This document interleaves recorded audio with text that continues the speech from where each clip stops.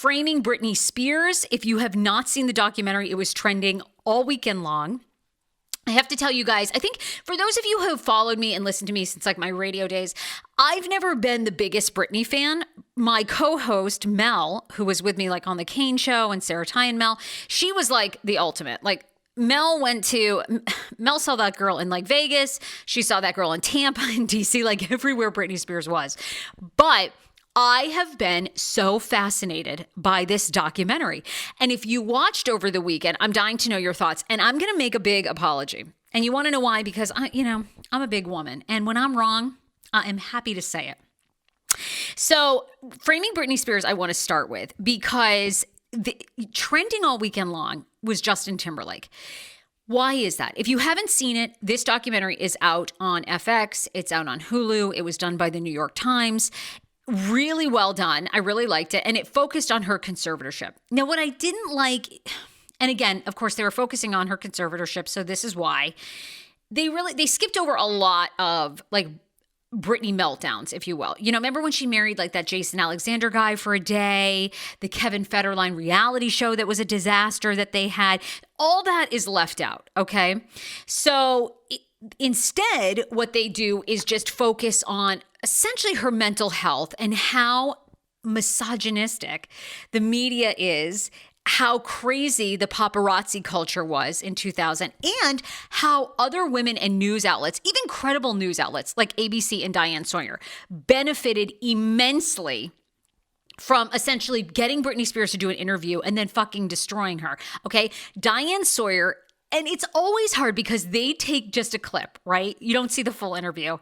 And I didn't bother to go back and watch because Diane Sawyer, I don't even know where Diane Sawyer is or what she's doing. I don't care. But they show this interview where Diane Sawyer, after Britney Spears and Justin Timberlake break up, and then Justin Timberlake releases Cry Me a River, which is alleged to be about Britney cheating on him. Diane, in her very like journalistic voice, is like, now, Britney, what did you do? What did you do to him? What did you do to, and it's like, poor Britney Spears is reduced. I mean, you're beginning to see her mental health crack, and she's like reduced to tears in the whole segment. You're like, what the fuck? It is nuts. Now, I told you I was going to apologize, but there's one thing that is also trending, and I put this on my Instagram story. After watching the documentary, do you think that Justin owes Britney an apology? And I have to tell you, I don't think he does. The reason is, for this instance, these two were 21 years old. And there's so many factors. Like, it's never black or white. It's never just like, okay, did Justin Timberlake come out and say Britney Spears cheated on him? He never actually did that. He alludes to it, and then he basically is able to sell millions and millions of copies of Cry Me a River because he alludes to it. At this time, though, you begin to see Britney has no actual management. In fact, her manager, her assistant, the person that was like set up as her guardian, essentially, from the time of 15 until like 2009, is this, I'm sure she's numb. I'm sure she's numb too. I'm sure she's sweet. But this woman, Felicia Culotta is her name. And she's like a simpleton of all simpletons. She looks like one of the witches from Hocus Pocus. I'm not even joking. If you can see it on my IG story if you want to see it, okay? She is assigned by Lynn Spears, because Lynn, by the way, has Jamie Lynn Spears, who's really little, as Britney has signed her first record deal, is getting on MTV, all this stuff, okay? So they have this Felicia woman travel with Britney and be her like surrogate mother. Fucking mistake number one. This chick is from like little rural Alabama and is getting eaten alive along with Britney Spears, with all these record execs, everybody in Los Angeles. So I say all that to say, Justin Timberlake has done some shit that obviously he's gotten away with, probably partially because he's a man. The Janet Jackson episode. Does anybody else remember when he and Jessica Biel got married and they got a ton of shit because they basically I don't know if they tried to invite homeless people to their wedding and perform. Does anyone recall this story? Okay, Google it and go down the rabbit hole. But they did some shady shit with some homeless people that were around when they got married, and then it was quickly buried. So do I think that Justin Timberlake has been problematic in some of the situations that he's been in? Yeah, absolutely. This one, I think you're 21 years old. I mean, if you guys have ever dated anyone at 21, I mean, I hope the hell you were cheating on them. We were all cheating. I mean, I've cheated on boyfriends in the past, and sometimes it's just cheating. You're 21. You want to experience other people. They're fucking huge celebrities. Like, what did you expect? So people out here like, he owes her an apology. There were a lot of reasons, because somebody should have been advising Britney in these interviews. And this is why I think you see Beyonce and Jay-Z. They don't do any mainstream media. They control their entire narrative. Smart. Rihanna. You hardly see Rihanna. Now these individuals, unfortunately, sadly, because of Britney Spears, Michael Jackson, other people, Whitney Houston, are so, I think, they guard their sanity so much, and you have to. Because you see in Britney Spears in that film how she had no guidance. She did interview after interview. Matt Lauer, Matt Lauer's life is in the shambles, so that's gone. So she has no guidance. I mean, this poor Felicia, all she could do is make up some sort of hocus pocus like recipe. That's about all she's good for. So Britney is out to the wolves. Instead, because when she probably did cheat on Justin Timberlake. So she should have just said, look, we both were young. We wanted to see other people. I'm working through my emotions with JT. Or if she didn't cheat on him, in these interviews where they're accusing her, like, what did you do? What did you do?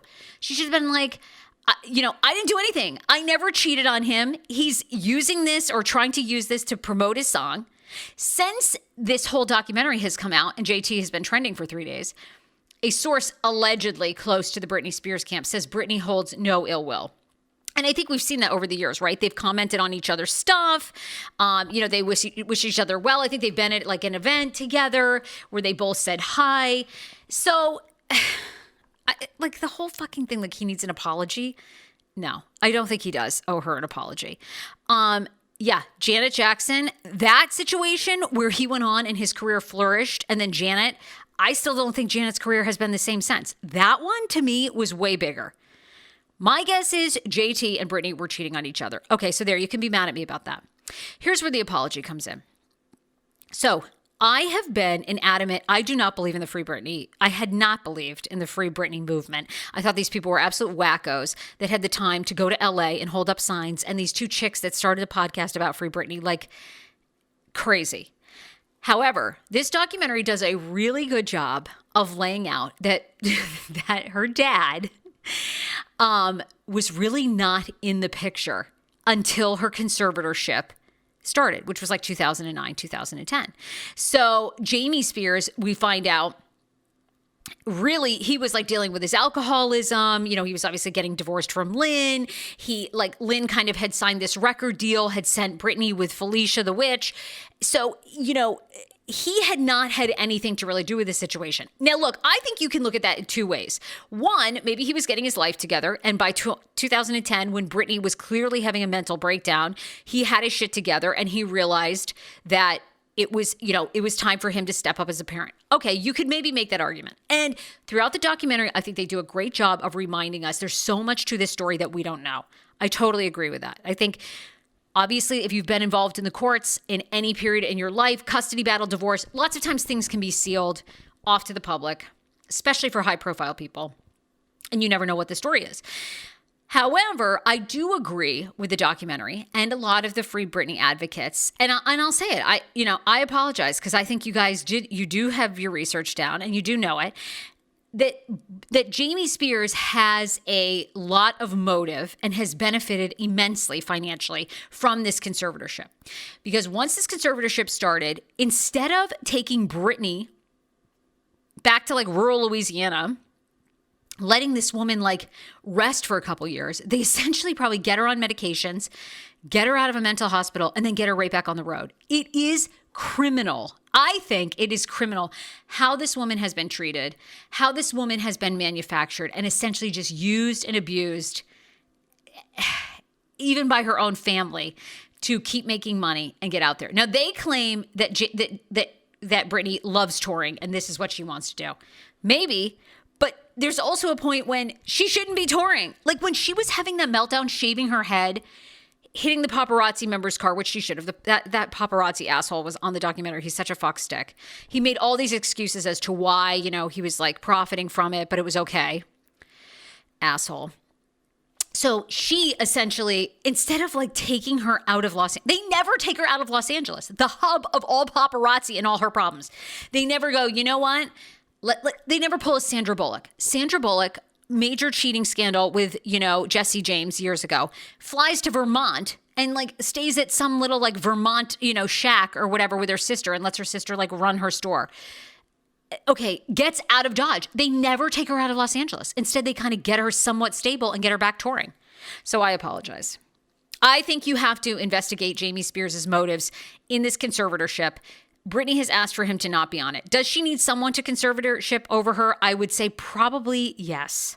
Because so many people are still out, including Sam Lufty, the longtime shady manager, to, destroy her or to control her life. But anyhow, sorry about my Free Britney things, because now I kind of believe that she definitely needs an overhaul or someone else to really manage that conservatorship that obviously will be paid, but maybe not benefiting as much as Jamie Spears. My last point on this, everyone and their mother was commenting about it all weekend. The New York Times even says they received threats because, Jamie Spears has sued some of the Free Britney movement people in the past. So, again, he has a lot of interest in keeping this conservatorship, I think, which is where I am happy as a big woman to be like, hey, I was wrong. So the New York Times says they were threatened. I also wanted to tell you guys in 2015, I actually interviewed Britney Spears. And in the documentary, they talk about anyone who's ever interviewed her knows now, since the conservatorship has happened, that she's very heavily guarded. And it is true. I was at the Billboard Music Awards 2015, and it was Iggy Azalea and Britney performing. We interviewed her. There was no pictures, absolutely no photos. If you took a photo, her manager, Larry Rudolph, was right there and listened in. So she was very coherent. She was very clear. She was very sweet. They did not tell us what we could and couldn't ask her, but Larry sits within earshot and watches everything she's doing.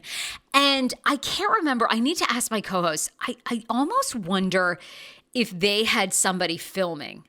Like us. We were not allowed to film her, but I almost feel like they had someone filming us, it was a lot. So in that part of the documentary, I was like, oh shit, y'all are right. You guys need to watch. It was, and I think over like 70% of you thought that Justin Timberlake owes Britney an apology. The other disturbing thing too, for any of my DMV listeners is, so the First Lady of Maryland, who was the governor's wife at the time, Kendall Elrich, she essentially said, like in 2001, if I saw Britney Spears, I'd probably shoot her. Yes, this was the First Lady of Maryland. We forget how awful like politicians are, even prior to Trump. They were terrible. First Lady of Maryland said this. Now, she backtracked at a domestic violence conference she was at where she said that she used the wrong words. And now she's gone on and she's like the chief executive or overseer of a sexual assault program in Maryland. Kendall Ulrich, you should look her up. I'm like, girl, that did not age well. Why the fuck would you say that? I mean, it is crazy how we treat celebrities like they're not even human. So you have to watch. I want to know all your thoughts. I'm sorry. I just don't think Justin Timberlake owes her an apology. I feel like there was so much mismanagement going on by her career. Her people should have put out a statement. And I think it was obvious she obviously probably did cheat on him, which she should have. She's 21. She's like young. And I think all pop stars have learned this. But poor Britney went out and declared that she was a virgin and wanted to stay a virgin. Biggest mistake ever. Because it's so hard to do that. And then, of course, she was caught in that lie like over and over again. Okay. Also have to thank another sponsor. Best way, of course, to support this show is to frequent our sponsors. You guys, that is how I make all my money, and that is how I pay everybody that works on this fabulous show. Chris K. & Associates, are you looking to sell your house? Well, they're top realtors in the D.C. region with Long and Foster Real Estate. And, of course, our girl Penny G. I love me some Penny G. Penny G and Chris K are also a part of our Valentine's Day giveaway. It's our biggest item so far. The food or the Ninja Foodie. People are going bananas over this thing. I need to get it. It's a pressure cooker, air fryer, tender crisper. Never used one. Quickly cook ingredients with Tender Crisp technology. It's a 6.5 quart ceramic coated nonstick, 4 quart ceramic coated non-stick cook and crisp basket. You can enter on my Instagram at The Sarah Fraser Show. 2021 is officially off to a hot start as the markets continue to be red hot. Do you know how much your house is worth? Or are you looking to sell, buy something new? Maybe you're a first-time homeowner. You need to know all your options. Well, reach out to Penny G and Chris K from Chris K and Associates. They're pretty amazing. You can call them today, 240-413-6102. There you go, from Long and Foster.